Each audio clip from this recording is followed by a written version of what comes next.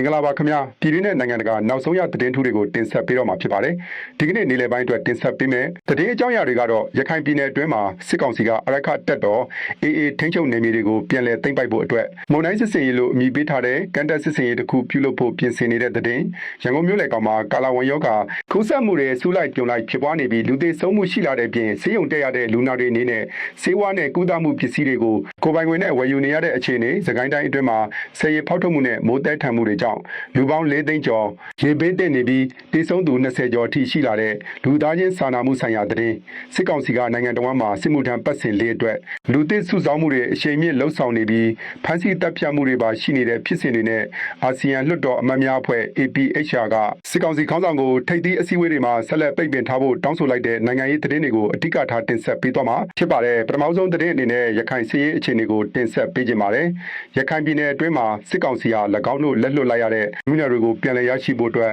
အင်အားအလုံးရင်းနဲ့ကြိုးပမ်းနေတာဖြစ်ပါတယ်ဒီတစ်ပြည့်တပ်တွင်းနဲ့ခွမ်းမြင့်တဲ့ဗတ်ချမ်းတွေကိုစစ်ကောင်စီကကန်တက်စစ်စင်ရေးပြုလုပ်ဖို့ပြင်ဆင်နေပြီးအဲ့ဒီစစ်စင်ရေးကိုမုံတိုင်းစစ်စင်ရေးလို့နာမည်ပေးထားကြောင်းသတင်းတွေထွက်ပေါ်နေပါတယ်ဒီစစ်စင်ရေးအတွက်ရန်ကုန်နဲ့အေရဝတီတိုင်းတို့မှာအင်အားစုဖွဲ့မှုတွေပြုလုပ်နေပြီးတန်လျင်ရတက်ဌာနချုပ်ကနေတဆင့်ရေတက်စစ်သင်္ဘောတွေစစ်လူဖို့စီစဉ်နေတာဖြစ်ပါတယ်စစ်ရေးလေလာသူတွေကတော့အခုလိုမိုးရင်းကာလမှာကန်တက်စစ်စင်ရေးပြုလုပ်ဖို့ဆိုတာဟာအလွန်ခက်ခဲတဲ့အနေအထားဖြစ်ပြီးAAဘက်ကလည်းကြိုတင်ပြင်ဆင်မှုတွေရှိနေတာကြောင့်စစ်ကောင်စီအနေနဲ့အင်အားပြပြီးစိတ်သက်စစ်စင်ရေးလှုပ်ဆောင်တာလည်းဖြစ်နိုင်တယ်လို့သုံးသပ်နေကြပါတယ်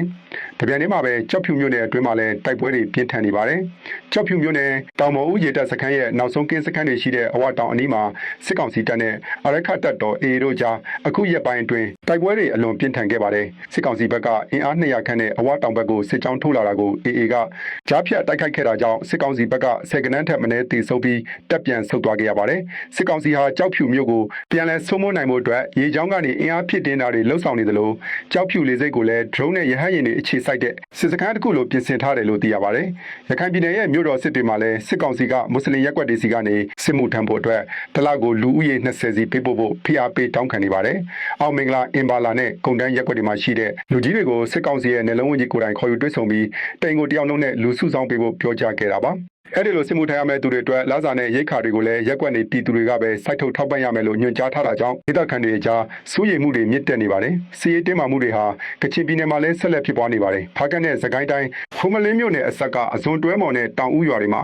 KIA ပူးပေါင်းတပ်တွေနဲ့စစ်ကောင်စီရှမ်းနီ SNA ပူးပေါင်းတပ်တွေကြားတိုက်ပွဲတွေဖြစ်ပွားနေတာတလဝန်းကျင်ရှိနေပြီဖြစ်ပါတယ်။တိုက်ပွဲတွေမှာစစ်ကောင်စီဘက်ကလေကြောင်းကနေဘုံကျဲတိုက်ခိုက်တာတွေရှိနေပြီးနှစ်ဖက်ထိခိုက်ကြဆုံမှုတွေလည်းရှိနေပါတယ်။ဒါအပြင်ရွှေကူမြို့နယ်အတွင်းမှာတိုက်ပွဲတွေပြင်းထန်နေပြီးစစ်ကောင်စီကဝန်တရာမဘုံတော်ကြီးကျောင်းကိုပေါင်900ဘုံနဲ့လေကြောင်းကနေတိုက်ခိုက်ခဲ့တာကြောင့်ကျောင်းဆောင်တွေထိခိုက်ပျက်စီးခဲ့ရပါတယ်။ရှမ်းပြည်နယ်မြောက်ပိုင်းမုံမိတ်မြို့နယ်မှာလည်းစစ်ရေးအခြေအနေတွေပြန်လည်တင်းမာလာပါတယ်။မုံမိတ်မြို့ဟာအရင်ကတန်းတက်မတော် TNL ကသိမ်းပိုက်ထားခဲ့ပေမဲ့တရုတ်ရဲ့ဂျားဝင်စစ်ဆက်မှုအရစစ်ကောင်စီလက်ထက်ကိုပြန်လည်လွှဲပြောင်းပေးခဲ့ရတာဖြစ်ပါတယ်။ဒါပေမဲ့အခုခါမှာတော့စစ်ကောင်စီတပ်တွေကနေမြေကျူးကျော်လာတာကြောင့် KIA နဲ့တိုက်ပွဲတွေပြန်လည်ဖြစ်ပွားနေပြီးစစ်ကောင်စီကလေကြောင်းကနေပါပစ်ခတ်တိုက်ခိုက်မှုတွေလှုပ်ဆောင်နေပါတယ်။မြန်မာနိုင်ငံလေပိုင်းမကွေးတိုင်းတွင်းမှာလည်းစစ်ကောင်စီရဲ့လူခွင့်ရေးချိုးဖောက်မှုတွေနဲ့ပတ်သက်ပြီးစိတ်မကောင်းစရာသတင်းတစ်ခုရရှိထားပါတယ်။စလင်းမြို့နယ်ကွင်းကျင်ကြီးရွာမှာလယ်ကွင်းထဲမှာအလုပ်လုပ်နေတဲ့လူငယ်တွေကိုစစ်ကောင်စီတပ်ကဝင်ရောက်ဖမ်းဆီးဖို့ကြိုးစားစဉ်ထွက်ပြေးတဲ့အသက်23နှစ်အရွယ်မောင်မင်းတန်းကိုနောက်ကနေပစ်တက်ခဲ့ပါတယ်။ပိုပြီးဆိုရတာကတော့တည်ဆုံသွားတဲ့လူငယ်ရဲ့ရုပ်လောင်းကိုမိသားစုစီပြန်မပေးဘဲငွေကျပ်10သိန်းနဲ့ပြန်လည်ရွေးယူခံခဲ့တဲ့ဖြစ်ရပဲဖြစ်ပါတယ်။ဒါဟာစစ်မှုထမ်းဥပဒေကိုအသုံးချပြီးပြည်သူတွေအပေါ်အတင်းအကျပ်ဖိနှိပ်နေတဲ့ပြည်သူတစ်ခုဖြစ်တယ်လို့ဝေဖန်မှုတွေထွက်ပေါ်နေပါတယ်။ KB နဲ့ဖားအမျိုးမှာလည်းလက်နက်ကင်အဖွဲ့တစ်ခုကအမျိုးသမီးတဦးကိုပြန်ပေးဆွဲပြီးငွေကျပ်300တောင်းခံတဲ့ဖြစ်စဉ်တစ်ခုဖြစ်ပွားခဲ့ပါတယ်။အဲ့ဒီအဖွဲ့ဟာစစ်ကောင်စီလက်အောက်ခံ BGS Uniform ဝတ်ဆင်ထားပြီးစံကခိုးမှုနဲ့ဆွဆွဲကဖမ်းဆီးခေါ်ဆောင်သွားခဲ့တာပါ။လည်းလွတ်မြောက်လာခဲ့ပါတယ်။ဒီဖြစ်စဉ်ကြောင့်စစ်ကောင်စီရဲ့အရှိတောင်တိုင်းစစ်ဌာနချုပ်ကဖာမြို့တွင်းကိုဘယ်လက်နက်ကင်အဖွဲ့မှလက်နက်နဲ့ Uniform ဝတ်ပြီးဝင်ရောက်ခွင့်မပြုဖို့တားမြစ်မိန့်ထုတ်ပြန်လိုက်ရပါတယ်။အခုဆက်လက်ပြီးရန်ကုန်မြို့ကကျန်းမာရေးဆိုင်ရာအရေးပေါ်အခြေအနေကိုတင်ဆက်ပေးပါမယ်။ရန်ကုန်မြို့လေကောင်ကလမ်းမတော်လသာပပဲတန်းနဲ့ကြောက်တရားမြို့နယ်တွေမှာပြင်းထန်ဝမ်းပြက်ဝမ်းလျှောယောဂကူးစက်မှုတွေအစုလိုက်အပြုံလိုက်ဖြစ်ပွားနေပါတယ်။ဩဂုတ်လ9ရက်ကနေ12ရက်အထိ4ရက်အတွင်းမှာတင်ရန်ကုန်ပြည်သူ့စေယုံကြီးကိုရောက်ရှိလာတဲ့လူနာပေါင်း182ဦးရှိနေပြီးအဲ့ဒီထက်က54ဦးမှာကာလာဝမ်ယောဂပိုးတွေ့ရှိထားတယ်လို့သိရပါတယ်။ယောဂအကြောင်းအသက်62နှစ်အရွယ်အမျိုးသားတဦးသေဆုံးသွားခဲ့ပါတယ်။ဒီယောဂဖြစ်ပွားမှုနဲ့ပတ်သက်ပြီးရန်ကုန်စေယုံကြီးမှာတက်ရောက်ကုသနေရတဲ့လူနာတွေဟာစေကူတာစိတ်အလွန်ကြီးမားတဲ့ဒဏ်ကိုရင်ဆိုင်နေရပါတယ်။လူနာရှင်တဦးရဲ့ပြောပြချက်အရခွန်နဲ့စေထိုးအကအစလိုအပ်တဲ့ဆေးဝါးအလုံးကိုအပြစ်မှာကိုပိုင်ငွေနဲ့ဝယ်ယူနေရပြီးစေယုံကဘာတစ်ခုမှအလကားမပေးဘူးလို့သိရပါတယ်။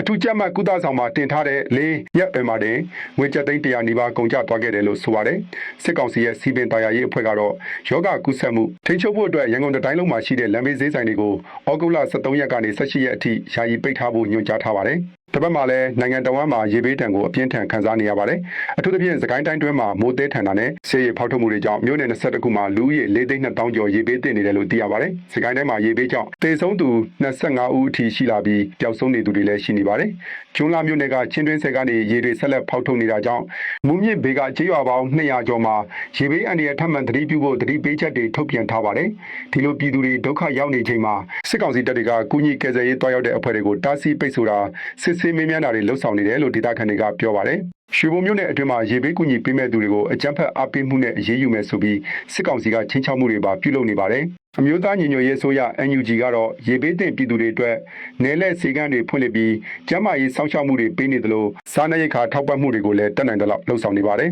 နိုင်ငံရေးသတင်းတွေနဲ့တင်ဆက်ပေးချင်တာကတော့အာဆီယံလွှတ်တော်အမတ်များအဖွဲ့ APHR ရဲ့ထုတ်ပြန်ချက်ပဲဖြစ်ပါတယ်။အာဆီယံရဲ့ဘုံသဘောတူညီချက်၅ချက်ကိုအကောင့်ထဲပေါ်ဖို့ပြက်ကွက်နေတဲ့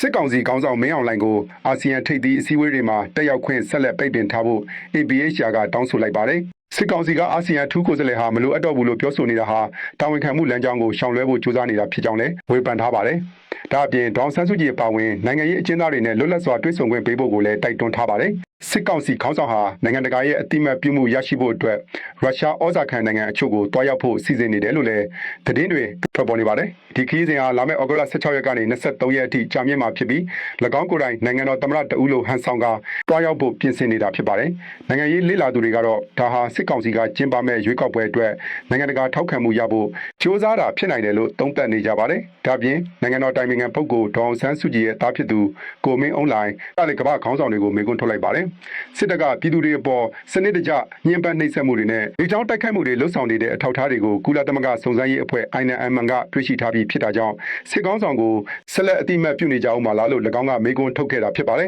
။သတင်းတွေတင်ဆက်နေရင်လည်းကျွန်တော်တို့ Channel Burmese News Radio ကိုလည်း Like နဲ့ Subscribe လုပ်ထားပေးကြဖို့မေတ္တာရပ်ခံချင်ပါတယ်။ပြည်သူအတန်နဲ့မှန်ကန်တဲ့သတင်းတွေကိုအမြဲမပြတ်တင်ဆက်ပေးနေတာဖြစ်ပါတယ်။အခုတင်ဆက်ပေးခဲ့တာတွေကတော့ဒီကနေ့ရဲ့အရေးကြီးဆုံးပြည်တွင်းစစ်ရေးနိုင်ငံရေးနဲ့လူသားချင်းစာနာမှုဆိုင်ရာသတင်းဦးသတင်းထူးများဖြစ်ပါတယ်။ဆက်လက်ပြီးနိုင်ငံရေးနဲ့လူခွင့်ရေးဆိုင်ရာသတင်းတွေကိုတင်ဆက်ပေးသွားမှာဖြစ်ပါတယ်။မကွေးတိုင်းစလင်းမြို့နယ်အတွင်းမှာစစ်ကောင်စီတပ်ရဲ့လူမဆန်တဲ့လုပ်ရက်တစ်ခုကြောင့်ဒေသခံတွေကြားတုန်လှုပ်ခြောက်ခြားမှုတွေဖြစ်ပေါ်နေပါတယ်။ဩဂုတ်လ17ရက်နေ့ကစလင်းမြို့နယ်ခွင်းကျင့်ကျေးရွာမှာလေကွင်းနဲ့အလုံးလုံးနေတဲ့လူငယ်တွေကိုစစ်ကောင်စီစစ်ကြောင်းကပေါ်တာဆွဲဖို့ဝင်ရောက်ဖမ်းဆီးခဲ့ပါတယ်။အဲဒီလိုဖမ်းဆီးချိန်မှာကြောက်လန့်တကြားထွက်ပြေးခဲ့တဲ့အသက်23နှစ်အရွယ်မောင်မင်းတန်းကိုစစ်ကောင်စီတပ်သားတွေကနောက်ကနေတနက်နဲ့အချက်ပေါင်းများစွာပြစ်ခတ်ခဲ့တာကြောင့်ပွဲချင်းပြီးတိုက်ဆုံသွားခဲ့ပါတယ်။ပို့ပြီးတော့စိတ်မကောင်းစရာကောင်းတာကတော့တိုက်ဆုံသွားတဲ့လူငယ်ရဲ့ရုပ်အလောင်းကိုမိသားစုစီချက်ချင်းပြန်မပေးဘဲငွေကျပ်10သိန်းပေးမှသာပြန်ရွေးခိုင်းခဲ့တဲ့ဖြစ်ရပ်ပဲဖြစ်ပါတယ်။ဒါဟာစစ်ကောင်စီအနေနဲ့ပြည်သူတွေရဲ့အသက်အိုးအိမ်စီစဉ်ကိုတာမကတိုက်ဆုံသူရဲ့ရုပ်အလောင်းကိုပါငွေညစ်တဲ့အဆင့်အထိကျူးလွန်လာနေတာကိုပြသနေတာဖြစ်ပါတယ်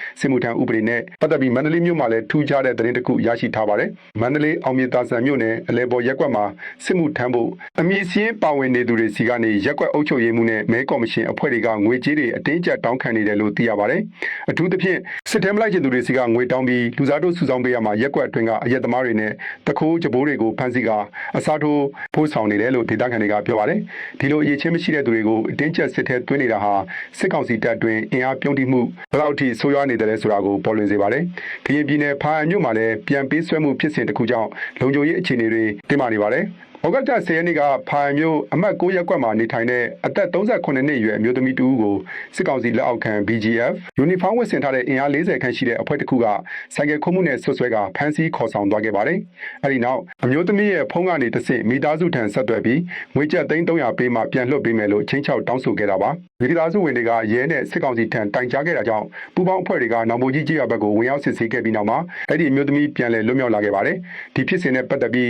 စစ်ကောင်စီကကရင်မျိုးသားစစ်တပ် KIA ခေါင်းဆောင်ပိုင်းကိုတာဝန်ယူဖြည့်ရှင်းပေးဖို့ဖိအားပေးနေတယ်လို့ဖာအံမြို့အတွင်းကိုဘယ်လက်နက်ကင်အဖွဲ့မှယူနီဖောင်းဝဲလက်နက်ကင်ပြီးဝင်ရောက်ခွင့်မပြုဖို့တားမြစ်မိန့်ထုတ်ပြန်လိုက်ပါတယ်။နိုင်ငံတကာကမြန်မာနိုင်ငံရေးပေါ်ရှုမြင်ပုံတွေကိုကြည့်မယ်ဆိုရင်လည်းစစ်ကောင်စီအတွက်အခြေအနေမကောင်းတာကိုတွေ့ရပါတယ်။ အာဆီယံလွှတ်တော်အမတ်များအဖွဲ့ APHR ကစစ်ကောင်စီခေါင်းဆောင်မင်းအောင်လှိုင်ကိုအာဆီယံရဲ့ထိပ်သီးအစည်းအဝေးတွေမှာတက်ရောက်ခွင့်ဆက်လက်ပိတ်ပင်ထားဖို့တောင်းဆိုလိုက်ပါတယ်စစ်ကောင်စီဘက်ကအာဆီယံထူးကိုယ်စားလှယ်မလိုအပ်တော့ဘူးလို့ပြောဆိုနေတာဟာတာဝန်ခံမှုလမ်းကြောင်းကနေရှောင်လွှဲဖို့ကြိုးစားနေတာသာဖြစ်တယ်လို့ APHR ဥက္ကဋ္ဌကဝေဖန်လိုက်ပါတယ်ဒါအပြင်ဒေါအောင်ဆန်းစုကြည်အပါအဝင်နိုင်ငံရေးအကျဉ်းသားအားလုံးကိုလွတ်လပ်စွာတွေ့ဆုံခွင့်ပေးဖို့ကိုလည်းအလေးနဲ့တိုက်တွန်းထားပါတယ်စစ်ကောင်စီခေါင်းဆောင်ရဲ့ပြည်ပခီးစဉ်တွေနဲ့ပတ်သက်ပြီးပြည်သူတွေကြားမှာမာခီကန်အင်တာနက်ဖြစ်နေတဲ့သတင်းတစ်ခုလည်းရှိနေပါတယ်စစ်ကောင်ဆောင်ဟာလာမယ့်ဩဂုတ်လ16ရက်ကနေ23ရက်အထိ၎င်းကိုထောက်ခံတဲ့ရုရှားဩဇာခံနိုင်ငံချို့စီတွားရောက်ဖို့ပြင်ဆင်နေပါတယ်ဒါပေမဲ့စစ်ကောင်ဆောင်တွားရောက်ခဲ့တဲ့တရုတ်အိန္ဒိယလာအိုနဲ့ထိုင်းနိုင်ငံတွေမှာသူပြန်လာပြီးနောက်ပိုင်းဒါမှမဟုတ်သူရှိနေစဉ်အတွင်းမှာတဘာဝဘေးအန္တရာယ်တွေနဲ့နိုင်ငံရေးမတည်ငြိမ်မှုတွေဇက်တိုက်ဖြစ်ပွားခဲ့တာကြောင့်သူ့ကိုအကူလူကောင်ဖြစ်ပြည်သူတွေကဝေဖန်ပြောဆိုနေကြပါတယ်အထူးသဖြင့်လာအိုအမျိုးသားလွှတ်တော်ဥက္ကဋ္ဌဟာစစ်ကောင်ဆောင်နဲ့တွေ့ဆုံပြီးတလအကြာမှာကွယ်လွန်သွားခဲ့တဲ့ဖြစ်စဉ်ကလည်းဒီပြောဆိုမှုတွေကိုပို့ပြီးအရှိန်ရစေခဲ့ပါတယ်ကျွန်တော်တို့ Channel Burmese News Radio ကိုနားဆင်ပေးနေကြတဲ့မိဘပြည်သူများခင်ဗျာသတင်းတွေကိုဆက်လက်တင်ဆက်မပေးခင်မှာကျွန်တော်တို့ရဲ့ Channel ကို Like နဲ့ Subscribe လုပ်ထားပေးကြဖို့တောင်းဆိုချင်ပါတယ်ကျွန်တော်တို့ဟာပြည်သူ့အတန်ကိုဖော်ပြပေးနေတဲ့မှန်ကန်တဲ့သတင်းဌာနတစ်ခုဖြစ်ပါတယ်။အခုဆက်လက်ပြီးစီးပွားရေးနဲ့ဗဏ္ဍာရေးဆိုင်ရာသတင်းတွေကိုတင်ဆက်ပေးပါမယ်။စစ်ကောင်စီဟာနိုင်ငံတွင်းမှာ73စီပြက်လက်မှုတွေကိုထိန်းချုပ်ဖို့အတွက်73စီချွေတာရေးစီမံချက်တစ်ခုကို Smart ခါးတွေအသုံးပြုပြီးစမ်းသပ်လှုပ်ဆောင်ဖို့ပြင်ဆင်နေပါတယ်။ရန်ကုန်မန္တလေးနဲ့နေပြည်တော်မှာရှိတဲ့စီဆိုင်တစ်ဆယ်ဆိုင်မှာအသုံးပြုသူတွေကိုဖုန်းနံပါတ်နဲ့မှတ်ပုံတင်ခိုင်းပြီးစီဝယ်ယူမှုကိုစနစ်တကျစောင့်ကြည့်သွားမှာဖြစ်ပါတယ်။စစ်ကောင်စီခေါင်းဆောင်ရဲ့ပြောပြချက်အရ2026ဖေဖော်ဝါရီလကနေစတင်ခဲ့တဲ့ဒီချွေတာရေးစီမံချက်ကြောင့်တရက်ကိုအမေရိကန်ဒေါ်လာ1တန်းခန့်တစ်လကို21တန်းခန့်နဲ့စုစုပေါင်းဒေါ်လာတန်း100ကျော်အထိချွေတာနိုင်ခဲ့တယ်လို့ဆိုပါတယ်။ဒါပေမဲ့မြေပြင်မှာတော့ပြည်သူတွေဟာစီတန်းစီရတဲ့ဒုက္ခကိုအပြင်းအထန်ခံစားနေရဆဲဖြစ်ပါတယ်။မြမတင်အစားတားနဲ့ပတ်သက်ပြီးအိန္ဒိယနိုင်ငံကမြမမြေရှားတပ်ထု Rare Earth တွေကိုဝယ်ယူဖို့စိတ်ဝင်စားမှုမြင့်တက်နေပါတယ်။ကမ္ဘာမြေရှားတပ်ထုထုတ်လုပ်မှုရဲ့83%ကိုမြန်မာနဲ့တရုတ်ကထိန်းချုပ်ထားတာဖြစ်ပါတယ်။အိန္ဒိယဟာတရုတ်အပေါ်မိခိုနေရမှုကိုရှော့ချဖို့အတွက်မြန်မာနိုင်ငံကထွက်ရှိတဲ့မြေရှားတပ်ထုတွေကိုမဟာဗျူဟာမြောက်ရင်းမြစ်တစ်ခုဖြစ်ရှုမြင်နေတာပ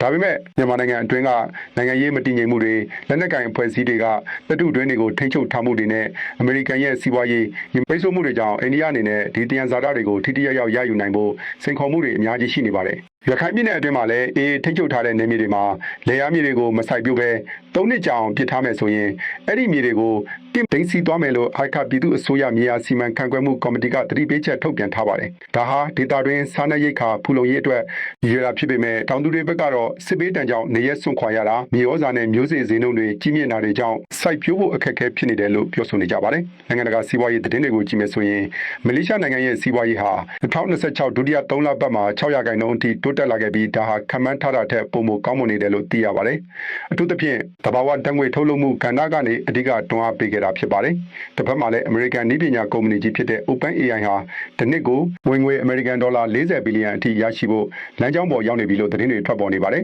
။ဒါဟာပြီးခဲ့တဲ့နှစ်ကထက်နှစ်ဆနီးပါးတိုးတက်လာတာဖြစ်ပြီး AI နည်းပညာပေါ်လူထုရဲ့စိတ်ဝင်စားမှုဘယ်လောက်မြင့်မားနေတယ်လဲဆိုတာကိုပြသနေပါတယ်။ဒါအပြင်တရုတ်နိုင်ငံရဲ့နည်းပညာကဏ္ဍမှာလည်းအပြောင်းအလဲတွေရှိနေပါတယ်။ချစ်ပြားထုတ်လုပ်တဲ့ CSMT ကုမ္ပဏီဟာတရုတ်နိုင်ငံရဲ့တန်ဖိုးအကြီးဆုံးကုမ္ပဏီအဖြစ် Tencent ကိုချွတ်တက်သွားခဲ့ပါတယ်။ဒါပေမဲ့အမေရိကန်သမ္မတ Trump အစိုးရကတရုတ်နိုင်ငံကတင်သွင်းတဲ့ drone တွေနဲ့ဆက်ဆက်ပစ္စည်းတွေအပေါ်အခွန်100%အထိတိုးမြင့်ကောက်ခံဖို့ဆုံးဖြတ်လိုက်တာကြောင့်တရုတ် drone ထုတ်လုပ်ရေးကုမ္ပဏီတွေအတွက်ထိုးနှက်ချက်ဖြစ်လာနိုင်ပါတယ်။ဒီလိုရဟာလာမယ့်စက်တင်ဘာလမှာပြုလုပ်မဲ့ Trump နဲ့ရှီကျင်းဖျင်တို့ရဲ့တွေ့ဆုံပွဲအတွက်အဖြစ်အစည်းဖြစ်လာမလားဆိုတာကိုနိုင်ငံတကာကစောင့်ကြည့်နေကြပါတယ်။စွမ်းရည်ဈေးကွက်မှာတော့ Hormuz ရေလက်ကြား Strait of Hormuz အပေါ်အမေရိကန်နဲ့အီရန်တို့အကြားအငြင်းပွားမှုတွေပြင်းထန်နေပါတယ်။အမေရိကန်ဘက်ကဒီရေလက်ကြားကို၎င်းတို့အပြည့်အဝထိန်းချုပ်ထားတယ်လို့ဆိုပေမဲ့အီရန်ဘက်ကတော့၎င်းတို့ရဲ့ခွင့်ပြုချက်မပါဘဲဘယ်တင်းပေါ်မှဘေးကင်းစွာဖျက်ဆီးလို့မရဘူးလို့တုံ့ပြန်ထားပါတယ်။ဒီတင်းမာမှုတွေကြောင့်ကမ္ဘာရေနံဈေးနှုန်းဟာပြီးခဲ့တဲ့တပတ်အတွင်းမှာတင်14%အထိမြင့်တက်သွားခဲ့ပြီးကမ္ဘာစီးပွားရေးအပေါ်စိုးရိမ်စရာတက်ရောက်မှုတွေဖြစ်ပေါ်စေနိုင်ပါတယ်။အမေရိကန်ရေတပ်သားတွေရဲ့အခြေအနေနဲ့ပတ်သက်ပြီးစိုးရိမ်စရာသတင်းတစ်ခုလည်းထွက်ပေါ်လာပါတယ်။အီရန်ကိုတိုက်ခိုက်ဖို့အရှေ့အလယ်ပိုင်းမှာရက်ပေါင်း250ကျော်တာဝန်ထမ်းဆောင်ခဲ့တဲ့ USS Abraham Lincoln သင်္ဘောပေါ်ကရေတပ်သားတွေဟာနေထိုင်စားသောက်မှုအခြေအနေအလွန်ဆိုးရွားတာအစားအသောက်ပြတ်လတ်တာနဲ့မိသားစုတွေနဲ့အဆက်အသွယ်ပြတ်တောက်တာတွေကြောင့်စိတ်ပိုင်းဆိုင်ရာထိခိုက်မှုတွေခံစားနေရတယ်လို့သိရပါတယ်။အချို့ရေတပ်သားတွေဆိုရင်စကရီဘော်နာကောင်ချဖို့အထိ စ조사ခဲ့ကြတယ်လို့သတင်းတွေကဖော်ပြနေတာကြောင့်အမေရိကန်ကာကွယ်ရေးဝန်ကြီးဌာနကိုလွှတ်တော်အမတ်တွေကမေးခွန်းထုတ်နေကြပါတယ်။ကမ္ဘာ့ကျန်းမာရေးသတင်းအနေနဲ့ကွန်ဂိုနိုင်ငံမှာအီဘိုလာကပ်ရောဂါကူးစက်မှုတွေဟာထိန်းချုပ်လို့မရတဲ့အခြေအနေကိုရောက်ရှိနေပါတယ်။ဒါအရင်ကဖြစ်ပွားခဲ့တဲ့ virus မျိုးကွဲမဟုတ်ပဲတိရစ္ဆာန်ကနေလူကိုကူးစက်တဲ့မျိုးကွဲအသစ်ဖြစ်တာကြောင့်ပိုပြီးစိုးရိမ်နေရတာပါ။လက်ရှိချိန်ထိလူပေါင်း2000ကျော်သေဆုံးခဲ့ပြီးဖြစ်တာကြောင့်ကမ္ဘာ့ကျန်းမာရေးအဖွဲ့ WHO ကအရေးပေါ်တတိပေးချက်ထုတ်ပြန်ထားပါတယ်။နိုင်ငံတကာလုံခြုံရေးအခြေအနေမှာရုရှားသမ္မတပူတင်ဟာဂျပန်နဲ့အငင်းပွားနေတဲ့ကျွန်းစုတွေစီကိုပထမဦးဆုံးအကြိမ်တွားရောက်လက်ပတ်ခဲ့ပါတယ်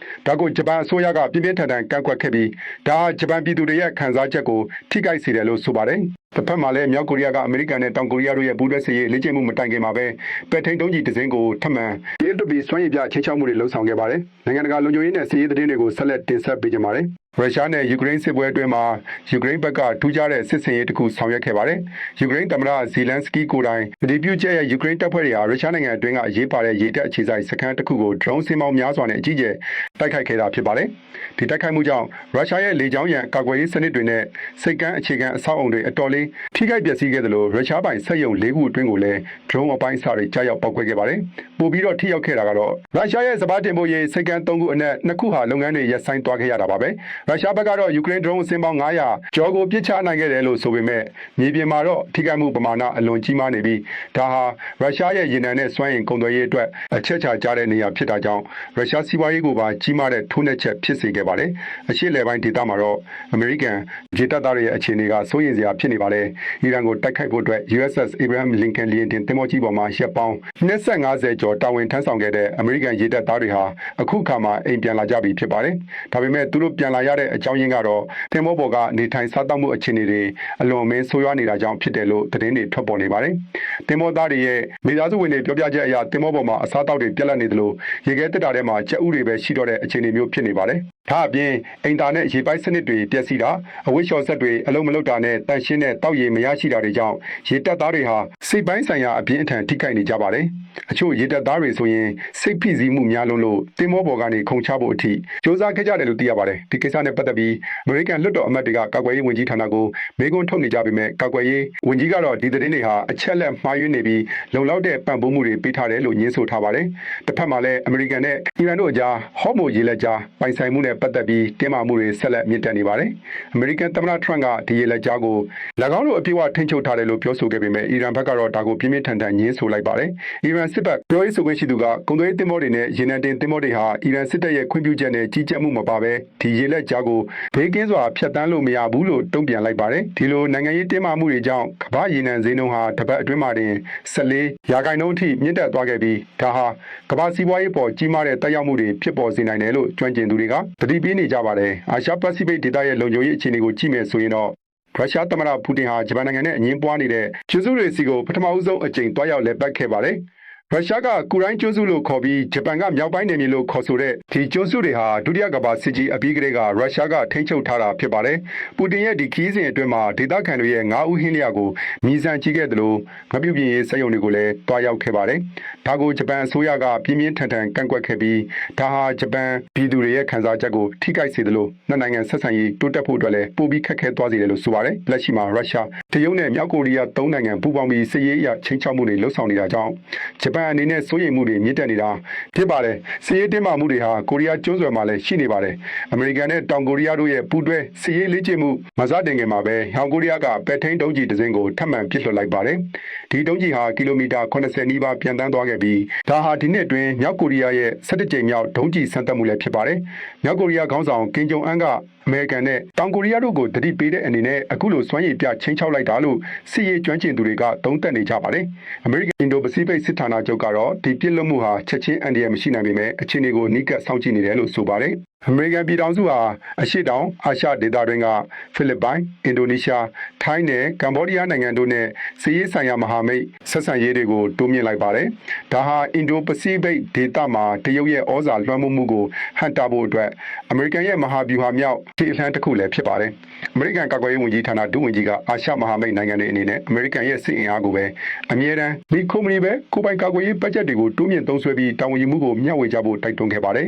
။အထူးသဖြင့်တရုတ်ရဲ့စစ်ရေးချိတ်ချမှုကိုတုံ့ပြန်ဖို့အတွက်အောက်ဂတ်စ်လိုလုံခြုံရေးမဟာမိတ်အဖွဲ့တွေမှာဂျပန်နဲ့တောင်ကိုရီးယားတို့ပါပူးပေါင်းလာအောင်ဆောင်ရွက်နေတာဖြစ်ပါတယ် နိုင်ငံတကာကလူခွင့်ရေးချိုးဖောက်မှုသတင်းတွေကိုကြည့်မယ်ဆိုရင်အီရန်နိုင်ငံမှာဆန္ဒပြသူတွေကိုတေတံပေးနေတဲ့လူရက်တွေကိုချက်ချင်းရပ်တန့်ဖို့ပြင်သစ်နဲ့ဂျာမနီအပါအဝင်နိုင်ငံပေါင်း26နိုင်ငံကပြင်းပြင်းထန်ထန်တောင်းဆိုလိုက်ပါတယ်။အီရန်အစိုးရဟာပြီးခဲ့တဲ့2025ခုနှစ်အတွင်းမှာလူပေါင်း250ကျော်ကိုတေတံစီရင်ခဲ့ပြီးအခုလည်းအမေရိကန်နဲ့စီးရေးတင်းမာနေမှုကိုအခွင့်ကောင်းယူကာပြည်တွင်းကအစိုးရဆန့်ကျင်သူတွေကိုနှိမ်နင်းဖို့တေတံပေးတဲ့နည်းလမ်းကိုပိုပြီးအသုံးပြုလာပါတယ်။အလားတူပဲဆီးရီးယားနိုင်ငံမှာလည်းသမ္မတဟောင်းဘာရှာအယ်အာဆတ်နဲ့၎င်းရဲ့မိသားစုဝင်တွေအစိုးရအဖွဲ့ဝင်ဟောင်းတွေကိုပြည်တွင်းစစ်ကာလအတွင်းကျူးလွန်ခဲ့တဲ့ရာဇဝတ်မှုတွေအတွက်ဆီးရီးယားတရားရုံးကတေတံချမှတ်လိုက်ပါတယ်။ဒါဟာအာဆတ်အစိုးရပြုတ်ကျပြီးနောက်ပထမဆုံးအကြိမ်တရားစီရင်မှုလည်းဖြစ်ပါတယ်။အမေရိကန်ပြည်ထောင်စုမှာလည်းတေတံစီရင်မှုနဲ့ပတ်သက်ပြီးထူးခြားတဲ့ဖြစ်စဉ်တစ်ခုရှိနေပါတယ်။တန်နက်စီအလာဘားမားနဲ့အိုကလာဟိုမာပြည်နယ်တွေကတေတံကျအကျဉ်းသား3ဦးကိုတရက်ထဲမှာပဲအစိတ်ထိုးတပ်ဖြတ်ဖို့စီစဉ်နေတာပါ။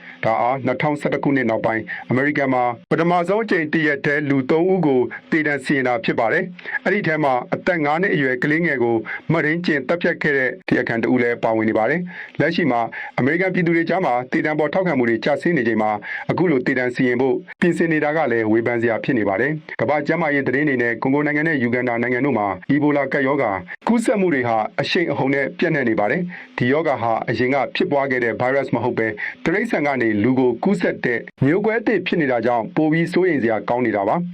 လက်ရှိချိန်ထိလူပေါင်း2000ကျော်သေဆုံးခဲ့ပြီးဖြစ်တာကြောင့်ကမ္ဘာ့ကျန်းမာရေးအဖွဲ့ WHO ကအရေးပေါ်သတိပေးချက်ထုတ်ပြန်ထားပါတယ်။ကျန်းမာရေးပညာရှင်တွေကတော့ယောဂါကိုအမြန်ဆုံးမထိန်းချုပ်နိုင်ဘူးဆိုရင်နောက်ထပ်6လကနေ12လအတွင်းမှာကူးစက်မှုဟာအမြင့်ဆုံးအဆင့်ကိုရောက်ရှိသွားနိုင်တယ်လို့ဆိုပါတယ်။အခြားသောနိုင်ငံတကာသတင်းတွေမှာတော့အမေရိကန်သမ္မတထရန့်ရဲ့ပြောရေးဆိုခွင့်ရှိသူကာလိုလင်းလေးပစ်ကယာဒူးကနေနှုတ်ထွက်တော့မှာဖြစ်ပါတယ်။သူမဟာအိမ်ဖြူတော်မှာအသက်အငယ်ဆုံးပြောရေးဆိုခွင့်ရှိသူအဖြစ်စံချိန်တင်ထားသူဖြစ်ပေမဲ့အခုခါမှာတော့သူမရဲ့မိသားစုနဲ့ကလေးငယ်တွေအတွက်အချိန်ပေးနိုင်ဖို့ယာဒူးကနေနားယူဖို့ဆုံးဖြတ်ခဲ့တာဖြစ်ပါတယ်။ဒါပေမဲ့သူမဟာသမ္မတရဲ့ထိပ်တန်းအကြံပေးအဖွဲ့ထဲမှာတော့ဆက်ရှိနေအောင်ပါ။တစ်ဖက်မှာလည်းတရုတ်နိုင်ငံကိုဈေးကွက်စီးပွားရေးစနစ်စီပြောင်းလဲရမှာအဓိကပါဝင်ခဲ့တဲ့ဝန်ကြီးချုပ်ဟောင်းကျူးယုံကြီးဟာအသက်68နှစ်အရွယ်မှာကွယ်လွန်သွားခဲ့ပါတယ်။သူဟာတရုတ်နိုင်ငံကိုကမ္ဘာ့ကုန်သွယ်ရေးအဖွဲ့ WTO ထဲဝင်ရောက်နိုင်အောင်ဦးဆောင်ခဲ့သူလည်းဖြစ်ပါတယ်။အာဂျင်တီးနားနိုင်ငံမှာတော့အစိုးရတစ်ကတက္ကသိုလ်သိပ္ပံနဲ့တက္ကသိုလ်ကဏ္ဍဘတ်ဂျက်တွေကို90%ကျော်ဖျက်တောက်လိုက်တာကြောင့်သိပ္ပံပညာရှင်တွေနဲ့ကျောင်းသားတွေကတနိုင်ငံလုံးအတိုင်းအတာနဲ့ဆန္ဒပြနေကြပါတယ်။ဒီလိုဘတ်ဂျက်လျှော့ချမှုကြောင့်သုတေသနဝန်ထမ်း600နီးပါးအလုပ်ထွက်ရတဲ့အထိ